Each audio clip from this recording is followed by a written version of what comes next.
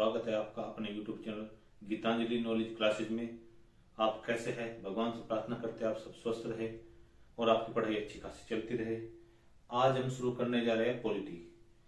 Polity आपके लिए बहुत इंपोर्टेंट टॉपिक है। इसके लगभग आपकी परीक्षा में 2 से 3 क्वेश्चन पूछे जाएंगे 20 में से, और वे इतने इजी होते हैं कि आप ये सारे ठीक कर दो। बस एक बार आप ध्यान से पढ़ना, क्योंकि ये सब्जेक्ट बहुत इंटरेस्टेड है, इसमें पढ़ने में बहुत मजा आएगा। क्योंकि इसी से हमें पता चलेगा कि हमारा संविधान कैसे बना, उसकी उत्पत्ति कैसे हुई, उसे बनाने में कौन कौन से नायकों की भूमिका क्या क्या रही, इस बारे में आपको पता चलेगा। ठीक है, आज हम शुरुआत करते हैं पॉलिटी की।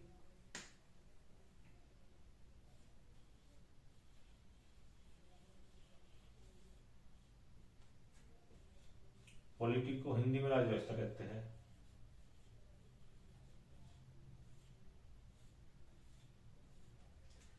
जब भी हम पॉलिटी शुरू करते हैं तो हम उससे करते हैं, अब हम शुरू करते हैं। आपकी परीक्षा में जो पूछा जाएगा कि रेगुलेटिंग एक्ट कब लागू हुआ था, बस ये क्वेश्चन पूछा जाएगा। इसका सीधा आंसर होगा 1773। ठीक है, तो आपको मैं वही बताने जा रहा हूं जो आपकी परीक्षा के लिए उपयोगी है। मन लेने क्वेश्चन आएंगे, आपको ज्यादा डीप पढ़ने की जरूरत नहीं है। बस जो खास खास बातें हैं वे मैं बोलूंगा, उन्हें सुन लेना, और जो मैं लिखूंगा उसे आप नोट कर लेना। ठीक है, तो अब शुरू करते हैं रेगुलेटिंग एक्ट।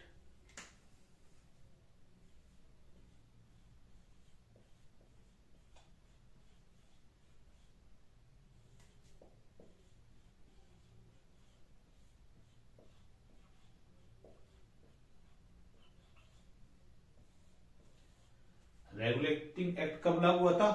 1773। ठीक है, अब इसमें हुआ क्या हुआ था मैं आपको ये बता रहा हूं। इसमें जो है बंगाल के जो प्रथम गवर्नर जनरल बने थे वे थे वारेन हेस्टिंग्स। अब से पहले मुंबई, मद्रास और बंगाल 3 प्रेसिडेंसी थी जिनके गवर्नर, जिनके जनरल बनते थे। बट इस एक्ट के तहत इन्होंने मद्रास और मुंबई के जो गवर्नरों को बंगाल के गवर्नर जनरल के अधिकार क्षेत्र में ला देता। ठीक है, तो क्वेश्चन बनेगा बंगाल का प्रथम गवर्नर जनरल कौन था? लिख लो, वारेन हेस्टिंग्स।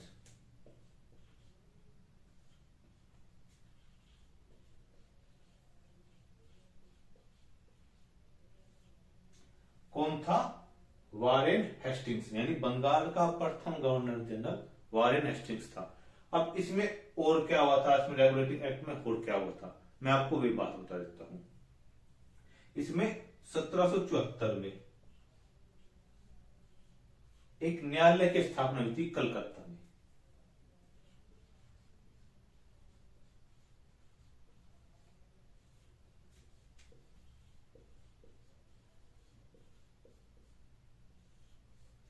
ठीक है, यानी इसी एक्ट के तहत एक न्यायालय की स्थापना हुई थी कलकत्ता में। इसके जो जज थे 3 उनके सहायक थे।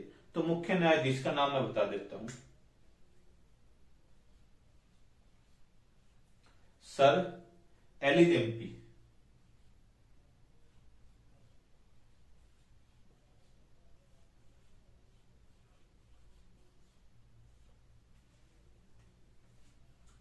यानी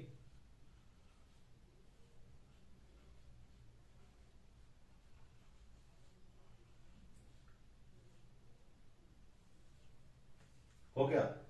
देखिए, मैं आपको वही बातें लिखवा रहा हूं जो आपकी परीक्षा के लिए बहुत उपयोगी है, उन्हें आप पढ़े।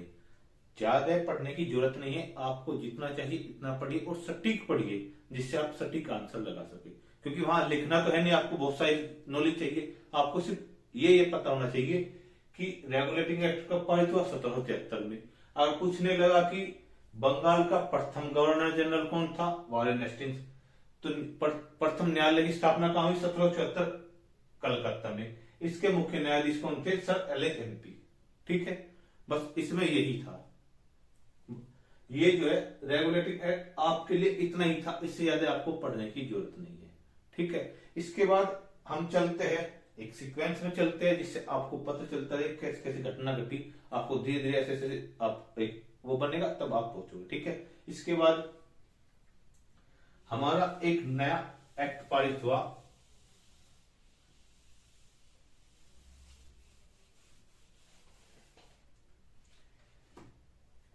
इसके सिर्फ आपको नाम याद रखने हैं और कुछ नहीं है।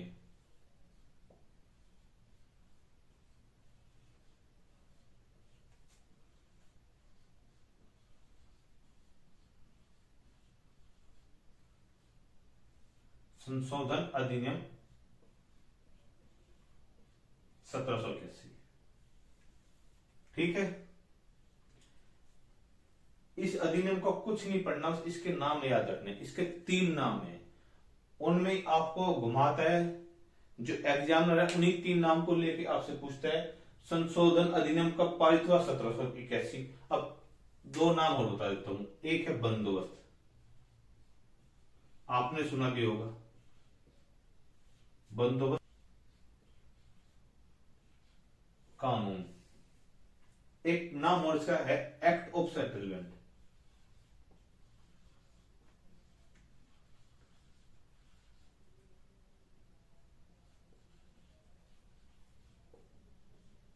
एक्ट ऑफ सेटलमेंट, ठीक है। ये 3 नाम आपको याद रखने हैं, बस इससे ज्यादा आपको कुछ नहीं याद रखना कि 1781 में क्या होता, संशोधन अधिनियम, बंदोबस्त कानून, एक्ट ऑफ सेटलमेंट। ये 3 नाम है, आपको 3 नाम याद रखने हैं। या तो पूछेगा बंदोबस्त कानून कब पारित हुआ, 1781, एक्ट ऑफ सेटलमेंट कब पारित हुआ, 1781, और संशोधन अधिनियम कब पारित हुआ, 1781। इससे ज्यादा आपको याद करने की जरूरत नहीं है, इसे नोट कीजिए। ठीक है, हम आपको वही करा रहे हैं जो आपकी परीक्षा के लिए सबसे ज्यादा उपयोगी है। ठीक है, अब आगे चलते हैं। जो जरूरी है वही कराएंगे, क्योंकि आपका को विद्वान नहीं बनना है, आपको इस सब्जेक्ट में पीएचडी नहीं करनी है। समझ गए? आपका कार्य है सिलेक्शन लेना और निकल जाना, इससे ज्यादा आपको सोचना नहीं है। बस इसी पे आप कार्य कीजिए। हम आपको जो करा रहे हैं, जो आपकी परीक्षा के लिए उपयोगी होगा, हम वो ही कराएंगे। ठीक है, और ज्यादा पढ़ाने से आप भ्रमित हो जाओगे। देखिए, हम ज्यादा पढ़ा सकते हैं, हमें कुछ नहीं बिगड़ता, बट लेकिन अगर हम ज्यादा आपको पढ़ा देंगे तो आप भ्रमित हो जाओगे, आप कुछ भी ग्रैप्स नहीं कर पाओगे। ये सीधी सीधी बात आप ग्रैप्स कर पाओगे और सीधा एग्जाम में आप ठीक करके आओगे। ठीक है, अब आगे चलते हैं।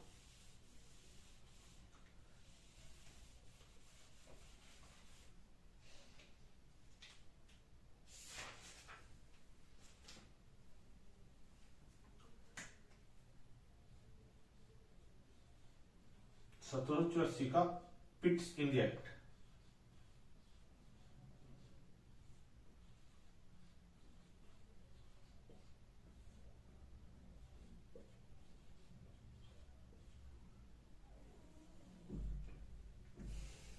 क्वेश्चन जो बनेगा, पिट्स इंडिया एक्ट कब पारित हुआ, 1784।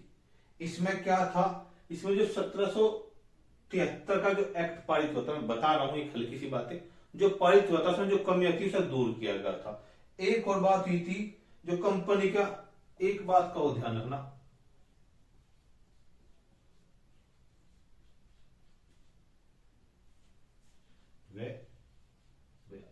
वाणिज्यिक कार्यों को पृथक किया था। वाणिज्यिक लिखो, व्यापारिक क्यों जाए, वाणिज्यिक लिखो।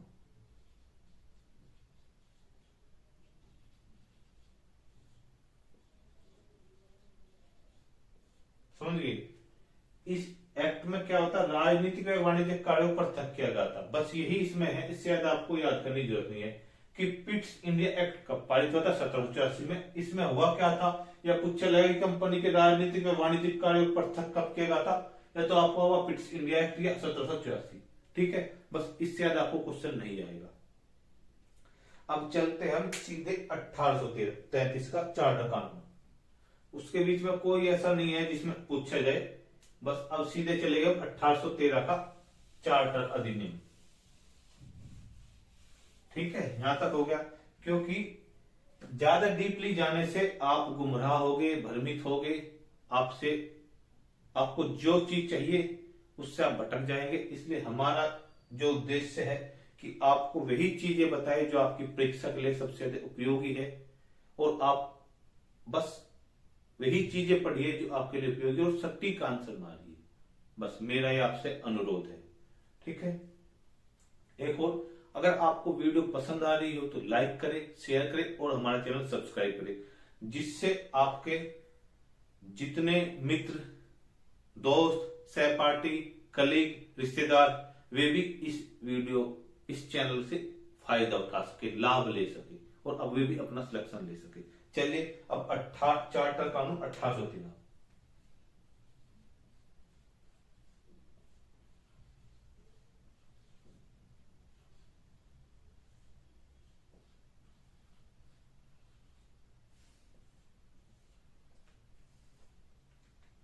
ये जो चार्टर कानून है, इसमें 3-4 बातें बहुत मेन हुई, उन्हें ध्यान से सुनिए। इसमें एक काम जो सबसे पहला जो काम हुआ, क्योंकि बहुत खास है, इसमें जो पूछा जाएगा उससे ध्यान रखना। एक काम ये हुआ कि कंपनी का एकाधिकार समाप्त कर देगा। जैसे अब से पहले कंपनी जो है वही हमारे यहां व्यापार कर सकती थी, भारत में जो है कंपनी ही व्यापार कर सकती थी, और कोई अन्य आदमी लंदन से, ब्रिटेन से आकर व्यापार नहीं कर सकता था। बट इस कानून के तहत कंपनी का एकाधिकार समाप्त कर दिया, यानी कि कोई भी आए, आप जो है यहां व्यापार करो भारत में। ये हो गया सबसे पहला।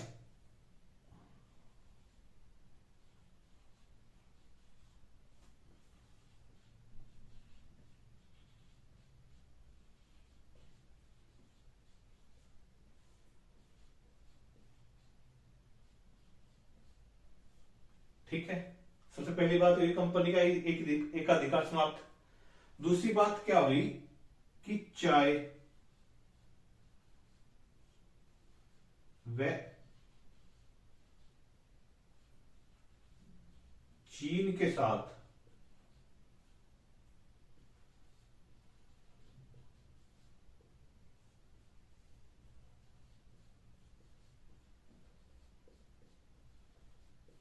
कंपनी का एकाधिकार बहाल।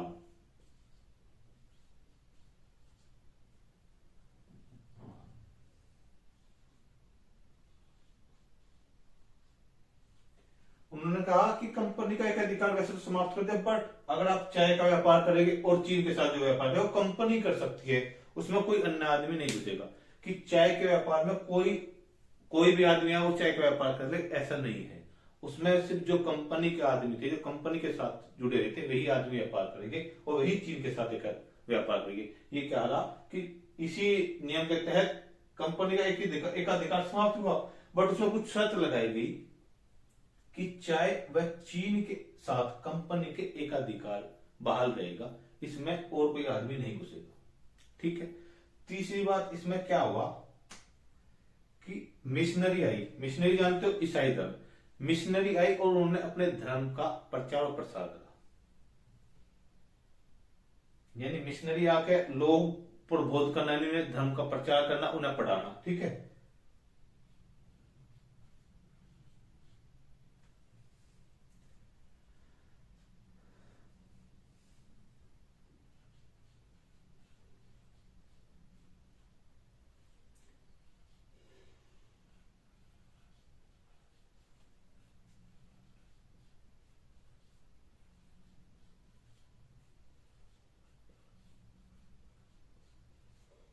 समझ गए? मिशनरियों ने धर्म का प्रचार और प्रसार किया और शिक्षा का भी प्रचार करा।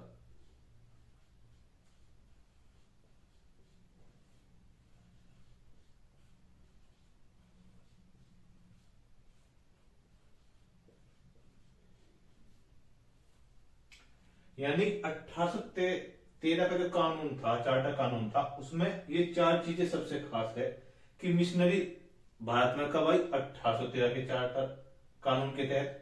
शिक्षा और प्रचार प्रसार का वो 1813 के चार्टर कानून के तहत। और 2 सबसे खास बात बस यही है, ये सारी खास बात मैंने आपको लिखवाई है, इंपोर्टेंट है कि कंपनी का एकाधिकार समाप्त कर देगा, चाहे कंपनी के साथ, चाहे वह चीनी के साथ कंपनी का एकाधिकार बहाल रहा। बहाल का मतलब कि वो जैसा था ऐसा ही रहा। ठीक है, यहां तक समझ में आएगा? ये बात आपके अच्छे समझ में आ गई होगी। अब आगे बढ़ते हैं, यानी चार्टर अधिनियम, चार्टर कानून 1833। ठीक है, 1833 को पढ़ते हैं।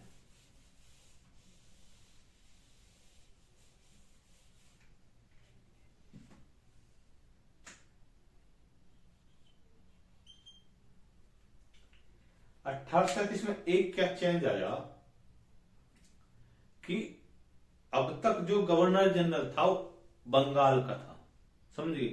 यानी 1813 तक जो गवर्नर जनरल था, यानी 1833 के लगभग शुरुआत तक जो गवर्नर जनरल था वो बंगाल का था। बट इस कानून के तहत जो गवर्नर जनरल बना वो भारत का बना, यानी भारत का पहले तो बंगाल का था जो कंपनी के अधिकार क्षेत्र में था, कंपनी के अधिकार में क्षेत्र थे उनका था। अब पूरे भारत पर इनका कब्जा होगा। तो 1833 में जो प्रथम गवर्नर जनरल बने वे विलियम बेंटिंक बने। ये आपकी सबसे खास पॉइंट है, भारत के प्रथम गवर्नर जनरल।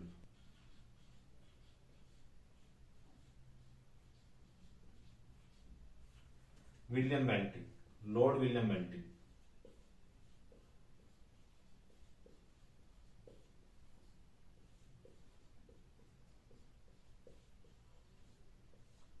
ठीक है, ये आपके लिए सबसे खास है कि भारत का प्रथम governor general Lord William Bentinck. ठीक है, इसमें क्या हुआ कि अब से पहले जो, बस वैसे तो इसमें यही खास बात है, और तो जो इससे और जो खास बातें पढ़ोगे वे आप मॉडर्न हिस्ट्री में पढ़ोगे कि विलियम बेंटिंक ने क्या किया, राजा राममोहन राय के साथ मिलकर सती प्रथा का अंत किया, ठगी प्रथा का अंत किया, वे सब मॉडर्न हिस्ट्री में है। हम अब फिलहाल पॉलिटी पढ़ रहे हैं, जो पॉलिटी के लिए है मेन बातें वही पढ़ेंगे। वे सब जो आपने पढ़ा हो या पढ़ोगे तो वे मॉडर्न हिस्ट्री का हिस्सा है, कि जिसमें ठगी प्रथा, सती प्रथा, बलि प्रथा, इस तरह की जो भी प्रथा है वे सब मॉडर्न हिस्ट्री में है। ठीक है, इसमें एक पॉइंट हो रहा है, वैसे तो यही मेन पॉइंट है, पर एक पॉइंट और बता देता हूं। मद्रास और मुंबई को विधायी शक्ति से वंचित कर दिया। ठीक है, यानी जो मद्रास और मुंबई में जो विधायी शक्ति थी उन्हें वंचित कर दिया, पूरी पावर लॉर्ड विलियम बेंटिंक को मिल गई। ये समझ में आ गया? आपके लिए यही था कि भारत का प्रथम governor general Lord William Bentinck. ठीक है, ये हो गया।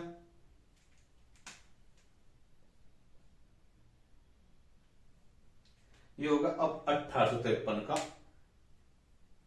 चार्टर नियम, यानी कि अब 1853 का चार्टर अधिनियम।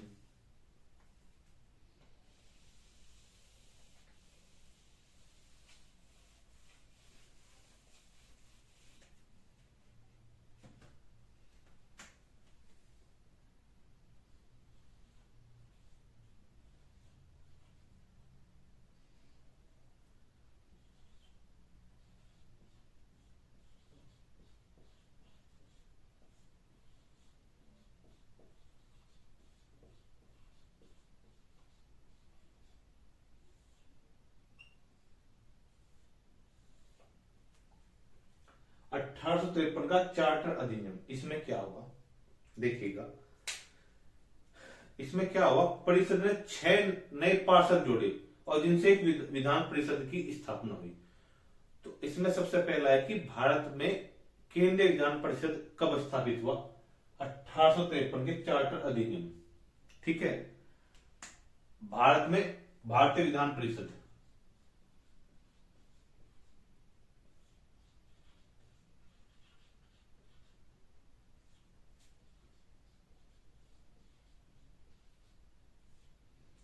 यानी इसमें है भारतीय विधान परिषद कब बना, 1853 में। ठीक है, सबसे मेन पॉइंट तो यह है कि भारतीय विधान परिषद कब बना, 1853 में। ठीक है, ये एक मेन पॉइंट है, जो आपका कांस्टेबल से लेकर यूपीएससी तक पूछा जाता है। ये हो गया इसका। एक है दूसरा पॉइंट बताऊंगा, मैकाले समिति।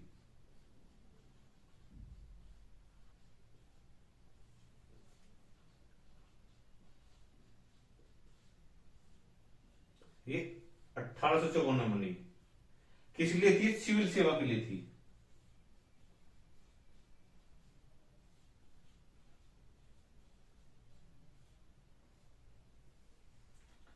ये जो है ये जो मैकाले समिति जो 1854 में बनी, 1853 चार्टर अधिनियम के तहत, ये एक सिविल सेवा के लिए थी। जो सिविल सेवा आप जानते हो, यूपीएससी, आईएएस, आईपीएस, उसके लिए एक सिविल सेवा के लिए मैकाले समिति बनी।